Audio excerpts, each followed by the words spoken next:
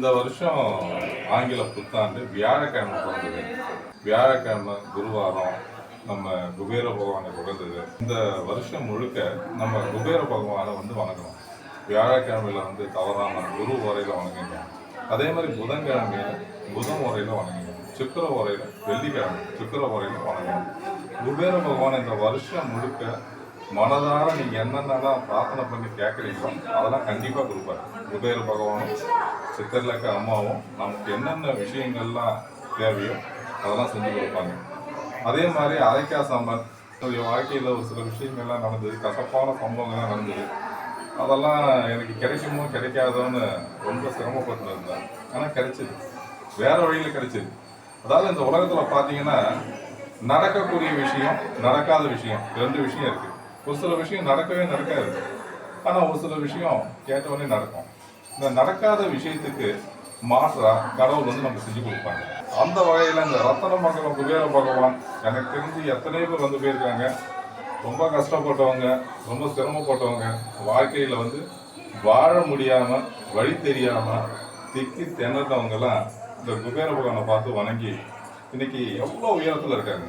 ஏன் நானே நிறைய பேர் கயிறு கட்டி கொடுத்துருக்கேன். ஒரு சில இடங்களில் போகும்போது இந்த பச்சை கயிறை பார்த்துட்டு கேட்பாங்க, என்ன சார் பச்சை கயிறு கட்டுறீங்க, குபேர பகவான் போயிட்டு வந்தோம் அப்படின்னு. இதுதான் எனக்கு ஒன்று கட்டுங்க அப்படின்னு. இன்னைக்கு அவங்களாம் நல்ல நிலைமையில இருக்காங்க. சாதாரணமாக இருந்தவங்க தான், சாப்பாட்டையே ரொம்ப கஷ்டப்பட்டவங்களாம் இன்னைக்கு மாதம் ஒரு 3 லட்சம் 4 லட்சம் சம்பாதிக்கிற அளவுக்கு இருக்காங்க. அந்த அளவுக்கு இந்த கயிறுக்கு சக்தி இருக்கு. அதாவது எந்த ஒரு விஷயத்தையும் நம்ம மனதார பிரார்த்தனை பண்ணி கேட்டோம்னா கடவுள் கொடுப்பார். அந்த அருளை கேட்கணும். முதல்ல கடவுள்கிட்ட போயிட்டு எனக்கு 5 கோடி கொடுங்க 10 கோடி கொடுங்க அப்படின்லாம் கேட்காம எனக்கு உங்களுடைய அருள் வேணும் அப்படின்னு கேட்டோம்னா பகவான் நமக்கு நல்ல நட்பாயிட்டாருன்னா அதுக்கப்புறம் நமக்கு என்னென்ன தேவைகளோ அதெல்லாம் பூர்த்தி செய்து கொடுப்பாரு. அதுக்கு மேலேயே கொடுப்பாரு. அதே மாதிரி அரைக்கா சம்பங்கத்தை நீங்கள் வாழ்க்கையில் என்ன விஷயங்கள் தொலைத்து போடிக்கலாம், அதாவது என்னென்ன விஷயங்களை தொலைச்சிங்களோ அது சொந்த பந்தமாக இருக்கலாம், பொருளாக இருக்கலாம், நகையாக இருக்கலாம், இடமா இருக்கலாம். அந்த விஷயங்கள்லாம், அந்த தொலைந்த விஷயங்கள்லாம் சீக்கிரமாக உங்களுக்கு கைக்கு கிடைக்கணும்னா நீங்கள் அரைக்கா சாமங்கிட்ட மனதார பிரார்த்தனை பண்ணீங்கன்னா அந்த விஷயங்கள் எல்லாமே உடனே நடக்கும்.